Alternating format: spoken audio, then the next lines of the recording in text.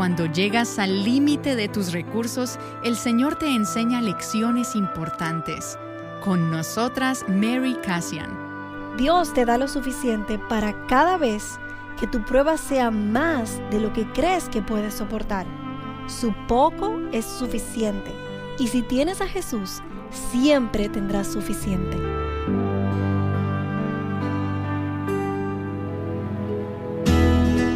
Estás escuchando Aviva Nuestros Corazones con Nancy DeMoss Wolgemuth en la voz de Patricia de Saladín.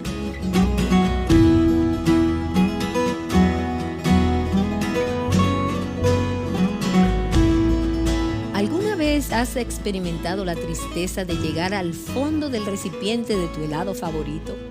¿Y por qué parece que desaparece tan rápido? Imagina, sin embargo, si ese fuera el final de toda la comida que tienes disponible. En el día de ayer, Mary Cassian nos llevó a Primero de Reyes, capítulo 17. Un texto que no hace mucho leímos en nuestro reto Mujer Verdadera 365. Y ella nos habló de la viuda, de esa viuda pobre que estaba realmente desesperada y quien se encontró inesperadamente siendo entonces la anfitriona de un profeta hambriento llamado Elías. Pero Dios quiso enseñarle a esta viuda algunas lecciones importantes. Si te perdiste la primera parte del mensaje de Mary, encuéntrala en avivanuestroscorazones.com, porque ella dice que en tiempos de dificultad, lo primero que necesitamos es una perspectiva correcta. Y eso viene cuando recordamos a Dios. Escuchemos la continuación de esta enseñanza que ella dio en una de nuestras conferencias True Woman. Hace varios años a mi madre le diagnosticaron cáncer de ovario. Recuerdo claramente una conversación telefónica que tuve con ella. Estaba preocupada, inquieta, estaba llena de ansiedad y mi madre me dijo: Mary, el Señor me sostuvo a través de la guerra. Fue fiel cuando estuve en ese refugio. Fue fiel cuando de adolescente corría por ese campo y ese bombardero me usaba para practicar el tiro al blanco. Fue fiel cuando yo era una refugiada. Fue fiel cuando no teníamos comida y yo me moría de hambre. Fue fiel cuando huimos del comunismo. Fue fiel cuando inmigramos a Canadá. No conocía el idioma, no tenía ni un centavo, no sabía cómo íbamos a conseguir nuestra próxima comida o cómo íbamos a alimentar a nuestros hijos. Él fue fiel. Y sé que va a ser fiel en esto. No voy a empezar a dudar de su fidelidad hacia mí. Pienso en una pareja que conocemos, tuvieron problemas para concebir hijos y finalmente fueron bendecidos con un hijo y luego tuvieron problemas para concebir de nuevo y lucharon con la infertilidad. Y más tarde ella quedó embarazada y en su ecografía de rutina descubrieron que el niño que llevaba tenía un grave trastorno cromosómico. Él estaba lo que ella describe como revuelto por dentro y por fuera. Había quistes en su cerebelo fue succionado por su médula espinal, tenía un defecto cardíaco, espina bífida grave, una cabeza deforme, pie equinovaro. La lista era interminable. Se le presionó para que terminara el embarazo. 9 de cada 10 embarazos se interrumpen con niños como este. No hay muchas posibilidades de supervivencia. Ellos eligieron continuar con el embarazo, amar al pequeño niño y orar por su curación. En un correo electrónico que nos enviaron dijeron: no sé si Dios lo sanará en esta vida o en la próxima, pero sé que Dios es fiel. Llamaron a su pequeño niño Samuel cuando nació. Vivió durante 10 minutos. Lo sostuvieron y luego vieron su vida deslizarse hacia la eternidad. Y sostuvieron su cuerpo durante horas después de eso. Pero ¿sabes qué? Tenían una perspectiva tan vivificante sobre quién es Dios y su poder, su amor y su bondad, y que Dios es bueno. Mi hijo menor, Matthew, el esposo de Amanda, cuando tenía unos 5 años íbamos en el coche y de repente se puso a cantar y dijo: el cielo va a ser grande. Y yo dije: oh, ¿en serio? ¿Por qué crees que el cielo va a ser tan grande? Y con toda la sabiduría de un niño de 5 años se recompuso y dijo: bueno, todo el olvido va a salir de mi cabeza y todo el recuerdo va a entrar. Ahora, no sé qué le preocupaba olvidar a los 5 años. Quizás guardar sus juguetes o no podía recordar cómo deletrear algunas palabras o algo así, no sé. Pero me reí y luego cuanto más meditaba en sus palabras, pensaba, ¿qué tan profundo es eso? Porque ese es el problema que tenemos aquí. Nos olvidamos de Dios. Y pienso en esa historia, una gran historia de C.S. Lewis, La silla de plata, donde Charco Sombrío y los niños van al inframundo y la reina del inframundo arroja incienso al fuego y toca su mandolina, tirín, tirín, tirín, y los arrulla para que olviden a Narnia y olviden a Aslan y para que se consuman con el pensamiento de este mundo es todo lo que hay. Hasta que Charco Sombrío valientemente mete su pie en el fuego y rompe su hechizo. Pero así es como se vive en este mundo. Es como si nos arrulláramos en este estado de olvido donde olvidamos a Dios y olvidamos quién es Él y olvidamos qué Él es y olvidamos que somos suyos y olvidamos que Él es el gran yo soy. Olvidamos que Él es el eterno, autosuficiente y siempre fiel, todopoderoso, soberano Dios, quien me ama y está en una relación de pacto eterno conmigo. Él es el creador del cielo y la tierra, el Dios que lanza las estrellas al espacio. Él marca los cielos con la anchura de sus manos, hace de la nube su vestimenta, ordena la mañana, mide las aguas en su copa, sostiene el polvo de la tierra en su cesta, pesa las montañas en su escala. El creador de los cielos y la tierra, ante cuya misma voz las montañas tiemblan y se derriten. Ese es nuestro Dios. Él es aquel cuyos caminos son más altos que los míos. Él es quien puede darle sentido a todo cuando yo no puedo. Él es quien ve, Él es quien lo sabe, Él es quien ha prometido, cuando pases por las aguas estaré contigo, cuando pases por los ríos no te abrumarán, cuando camines por el fuego no te quemarás y la llama no te consumirá, porque yo soy el Señor tu Dios. En el versículo 13, Elías le dice a la mujer, no temas. En esos tiempos difíciles tendemos a sentir miedo, ¿no es así? Elías sabía lo que era temer. Las personas más poderosas del país intentaban matarlo, pero él eligió recordar a Dios. Eligió confiar en aquel cuyo perfecto amor echa fuera todo el temor. La segunda mentalidad que la mujer necesitaba para prosperar en el momento en el que estaba tocando fondo era la prioridad correcta. Así que Elías le dijo, no temas, ve. Haz como has dicho, pero primero hazme una pequeña torta de eso y tráemela. Después harás para ti y para tu hijo. Esta mujer podría haberlo mirado y decir, ¿en serio? ¿Estás loco? Él dijo, primero cuida de mis necesidades, luego cuida de tus necesidades y te aseguro que Dios proveerá y habrá suficiente. Bueno, primero es lo más importante que debes hacer. Y la mujer tenía una actitud de yo primero. Mis problemas, mi dolor, mis necesidades insatisfechas, mis expectativas. Sin embargo, para prosperar en el fondo, debes ponerlo primero en primer lugar. Jesús una vez reprendió a un discípulo que estaba en una situación difícil por tener las prioridades equivocadas. Él dijo, deja que los muertos entierren a sus muertos. No necesitas ir a hacer eso. No es necesario que te encargues de eso. Tienes que cuidar tu alma. Isaías 44:6. Esto es lo que el Señor dice, el Rey y el Redentor de Israel, el Señor Todopoderoso, yo soy el primero. Y para prosperar en tiempos difíciles en el desierto, necesitamos poner a Dios primero. Mateo 22, versos 37 y 38. Y Jesús le contestó, amarás al Señor tu Dios con todo tu corazón y con toda tu alma y con toda tu mente. Este es el primer y gran mandamiento. Necesitamos pasar tiempo con el Señor primero. Mateo 6:33. Pero busquen primero su reino y su justicia, y todas estas cosas les serán añadidas. Necesitamos orar primero.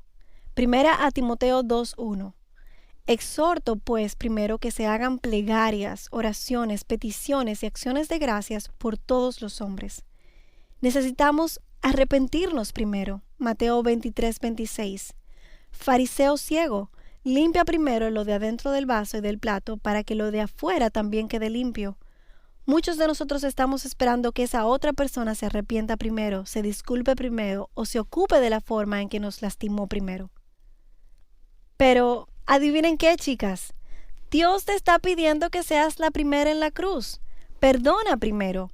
¿O cómo puedes decir a tu hermano, déjame sacarte la mota del ojo, cuando la viga está en tu ojo? Hipócrita, saca primero la viga de tu ojo y entonces verás con claridad para sacar la mota del ojo de tu hermano.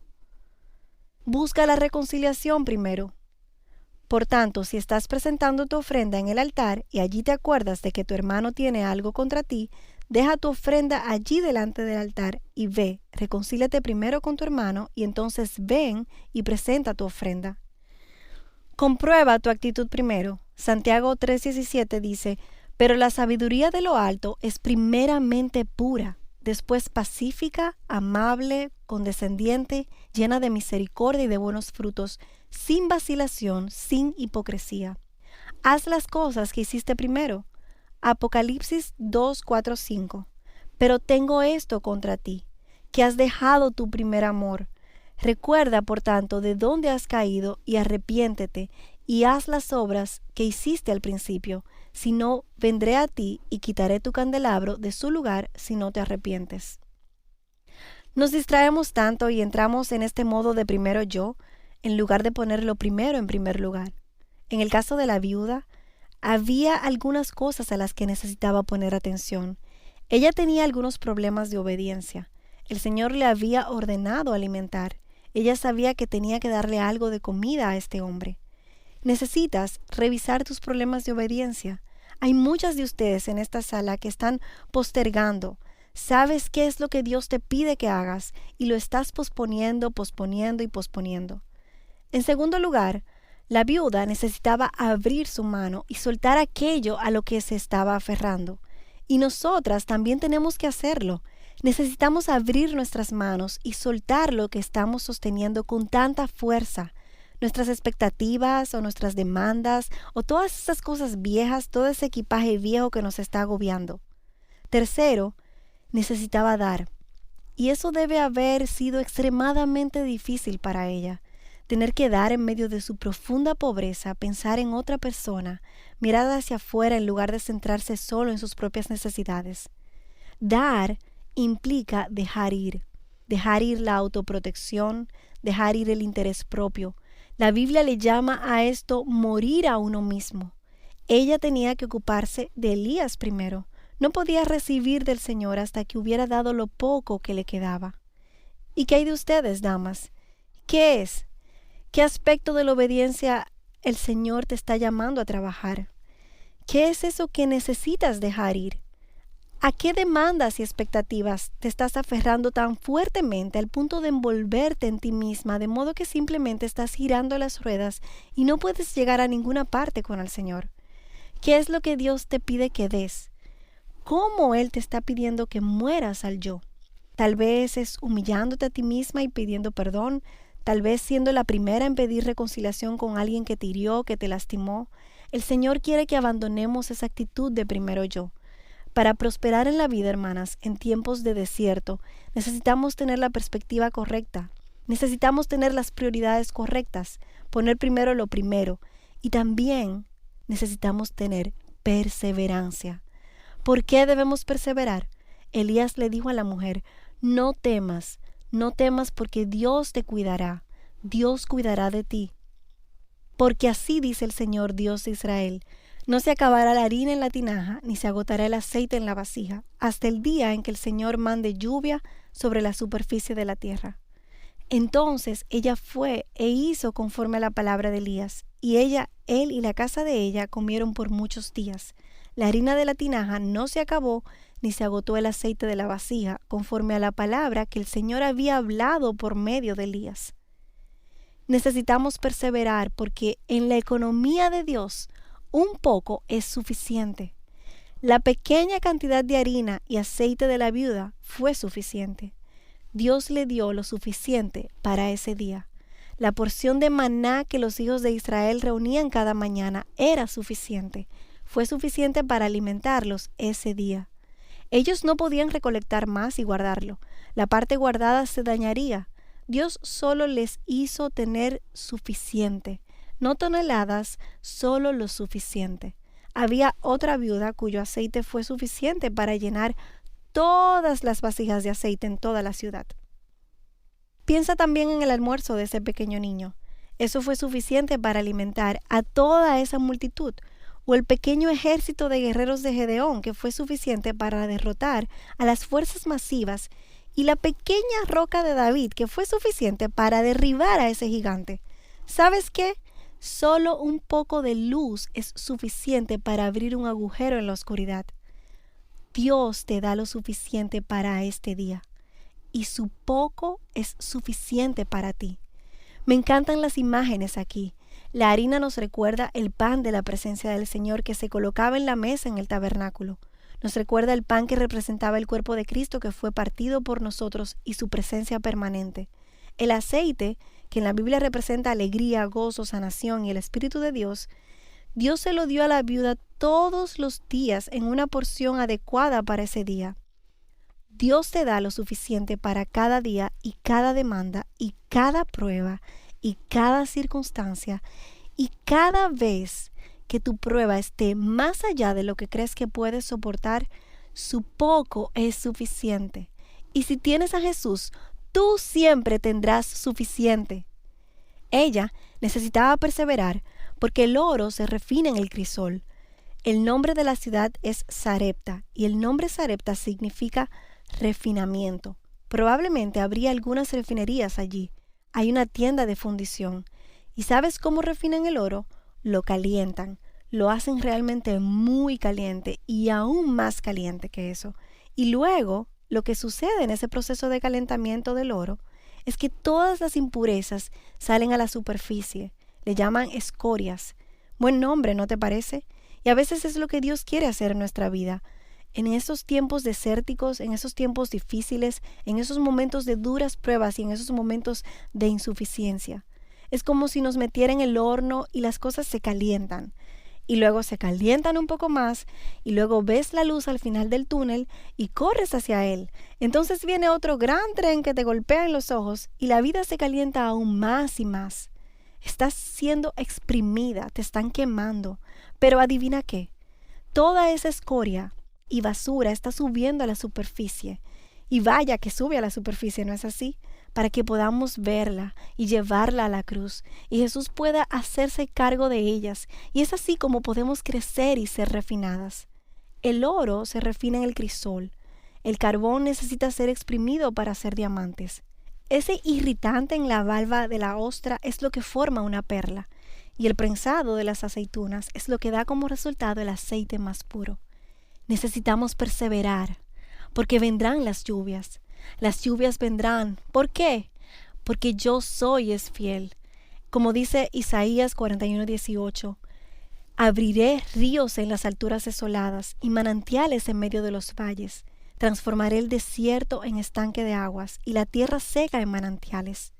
Él es fiel. Me encantan las imágenes que usa el salmista cuando habla de la vida. Él dice, cuán bienaventurado es el hombre cuyo poder está en ti, en cuyo corazón están los caminos a Sión, pasando por el valle de Baca, el cual es un valle de pecado, un valle de sequedad. Un valle, eso es en realidad el caminar por la vida.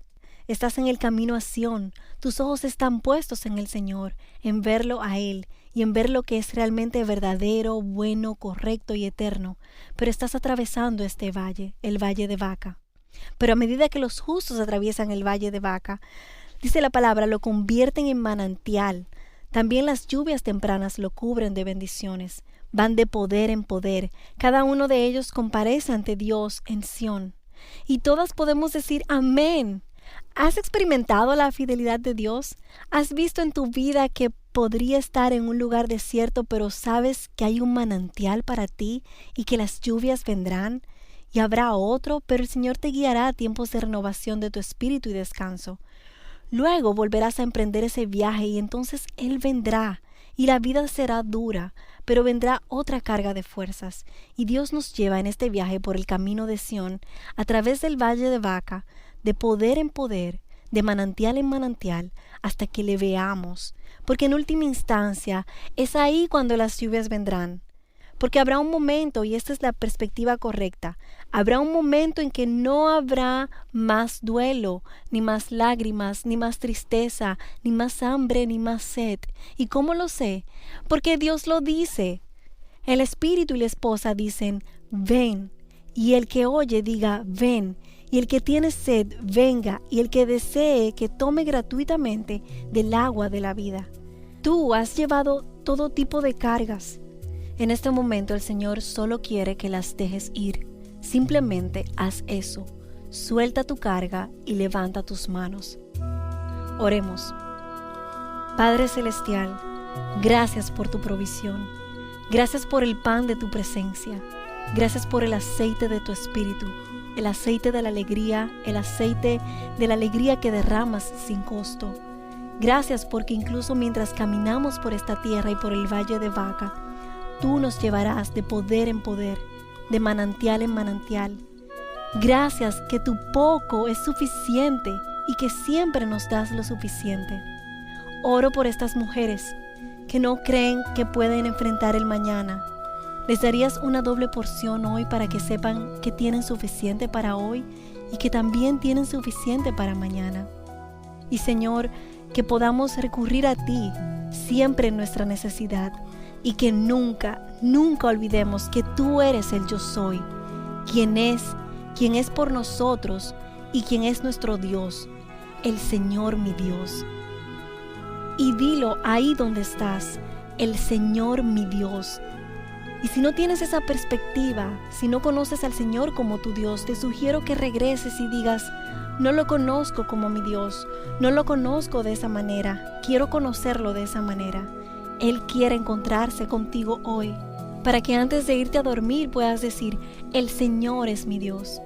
Padre Celestial, solo pido por tiempos de refrigerio.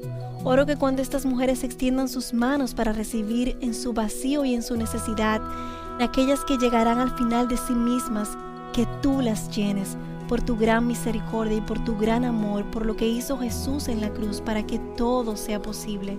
Te doy gracias y te alabo porque siempre eres suficiente. Amén. Amén. ¿Y tú?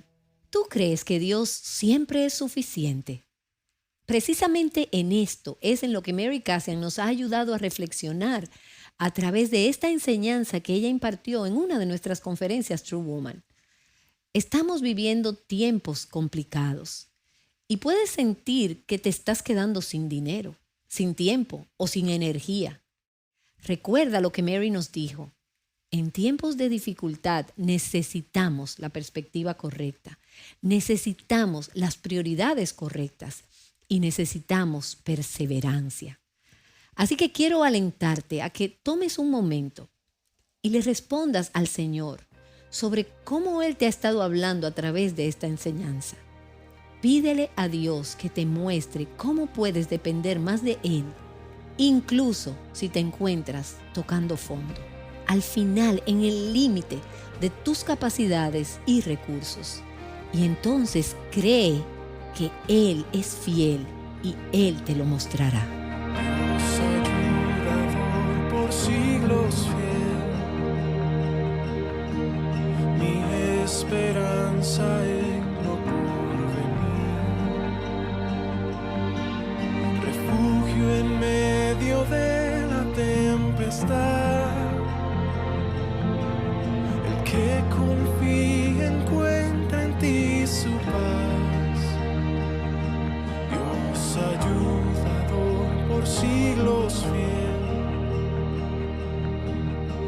Pensamientos, ¿quién puede entender? Tu voluntad perfecta y buena es, obrando todo para nuestro bien.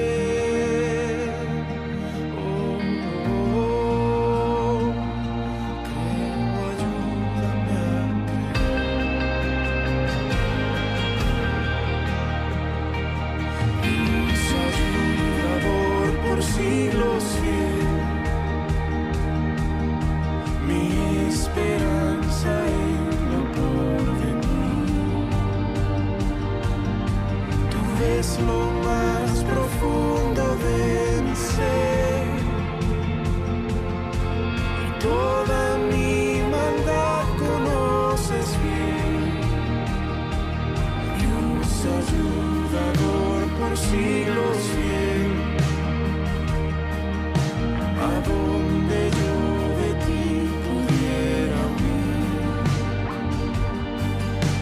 oscura noche me podrá cubrir. Aún las tinieblas lucen para ti. Oh, tu mano me guiará allí. Ciertamente Jesús es suficiente y siempre, aún en medio de la dificultad, es nuestro fiel ayudador. Muchas de nosotras nos frustramos con nosotras mismas cuando ciertas áreas de nuestras vidas no van como quisiéramos o simplemente nos damos por vencidas en medio de las luchas. Esto nos hace preguntarnos, ¿a quién le corresponde hacer a los cristianos más como Jesús? ¿Es trabajo de Dios o es nuestra responsabilidad? Jesús y el camino de la gracia no te transformarán. Él te va a invitar, Él va a proporcionarte los recursos, pero lo que en realidad quiere en este proceso son amigos. No quiere un robot, Él quiere tu voluntad, Él quiere tu intención. Esto involucrará tu corazón, tu alma, tu mente y tu fuerza. Esto implicará tu amor. Escucha más acerca de esto en tu próximo programa de Aviva Nuestros Corazones. Dador por siglos fiel, mi esperanza en lo porvenir. Del enemigo eres mi defensor, y en mi debilidad mi guardador. Dios ayudador por siglos fiel, mi vida escrita en tu libro está. Sé que tu gracia es mi seguridad, me hará perseverar hasta el final.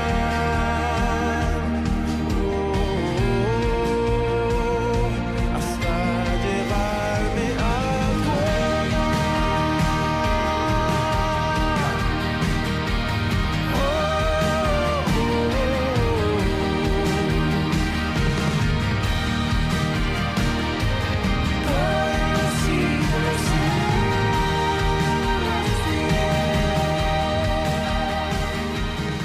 Recordando la fidelidad de Dios, juntas, Aviva Nuestros Corazones es un ministerio de alcance de Revive Our Hearts. La lectura para hoy en el reto Mujer Verdadera 365 es 2 de Crónicas, capítulos 19 al 21.